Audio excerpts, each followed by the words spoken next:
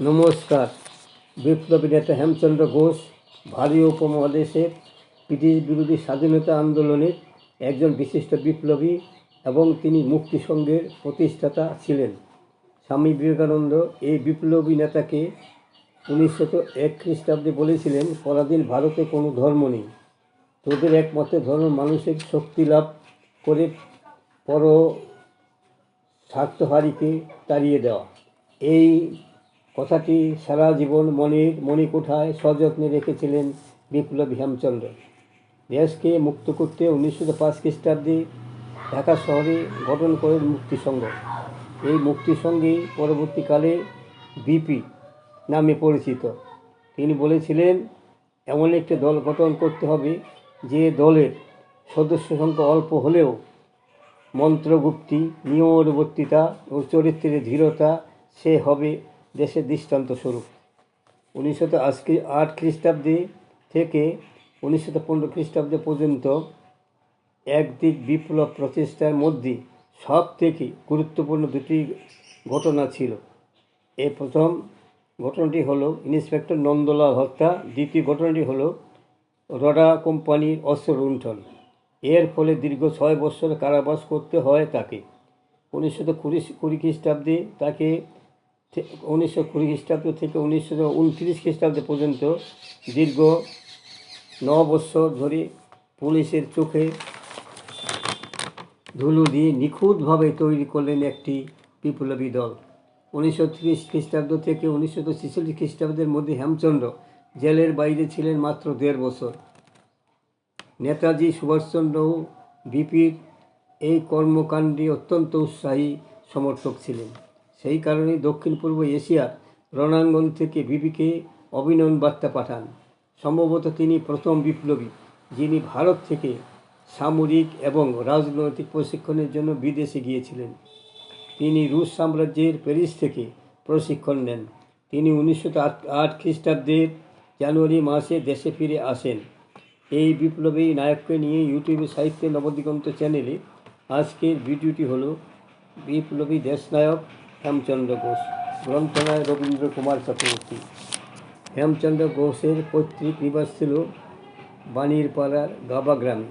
তবে তার পিতা মথুরনাথ ঘোষ ঢাকার আইনজীবী ছিলেন। তিনি ঢাকায় জন্মগ্রহণ করেন। তিনি ছাত্রাবস্থায় ঢাকার জুবলি স্কুলে সশস্ত্র আন্দোলনে আকৃষ্ট হন।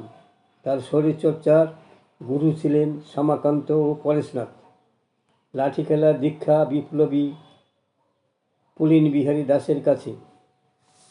হেমচন্দ্র ঘোষ 1901 খ্রিস্টাব্দে রাজনৈতিক জীবন শুরু করেন। উল্লাসকর দত্তের সাহায্যে বারিন ঘোষের সঙ্গে তার যোগাযোগ হয় এবং তিনি অনুশীলন ও যুগান্তর গোষ্ঠীর সঙ্গে সংযোগ রেখে তিনি নতুন দল গঠনের প্রেরণা অনুভব করেন। 1905 খ্রিস্টাব্দে শ্রীশ পাল, হরিদাস দত্ত, গুণীন ঘোষ, রাজেন গুহ, মাখন চক্রবর্তী, খগেন দাস, বিভূতি বসু, নিকুঞ্জ সেন, সুরেন বর্মন প্রমুখ ব্যক্তিদের সহযোগিতায় নিয়ে তিনি মুক্তিসংঘ গঠন করেন। 1906 খ্রিস্টাব্দে হেমচন্দ্র ঘোষ কলকাতায় এসেছিলেন শ্রী অরবিন্দ ব্রহ্মবান্ধব উপাধ্যায় অরবিন্দ পালের মতো বিখ্যাত বিপ্লবীদের সাথে দেখা করতে।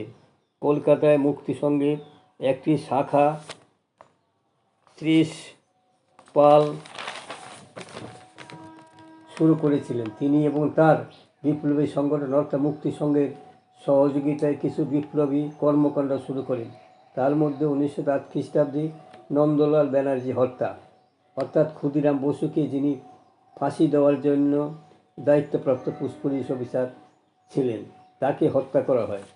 1914 খ্রিস্টাব্দে রডা কোম্পানির অস্ত্র লুণ্ঠন। 1914 খ্রিস্টাব্দে হেমচন্দ্রকে রডা কোম্পানির অস্ত্র লুণ্ঠন মামলায় গ্রেপ্তার করা হয়েছিল এবং 1918 খ্রিস্টাব্দে তাকে রাজবন্দী হিসাবে হাজারিবাগের কেন্দ্রীয় কারাগারে প্রেরণ করা হয়েছিল। বিভিন্ন কারাগারে 6 বছর কারাদণ্ডের পরে 1920 খ্রিস্টাব্দে তিনি মুক্তি লাভ করে কলকাতায় আসেন ও গোপনে সংগঠনে সক্রিয় সদস্য হয়ে পড়েন। 1848 খ্রিস্টাব্দে কলকাতা কংগ্রেসে তিনি ও তার দল বিশেষ ভূমিকা পালন করেন। এই কংগ্রেস অধিবেশনে বেঙ্গল ভলেন্টিয়ার্স নামে একটি দল গঠিত হয়।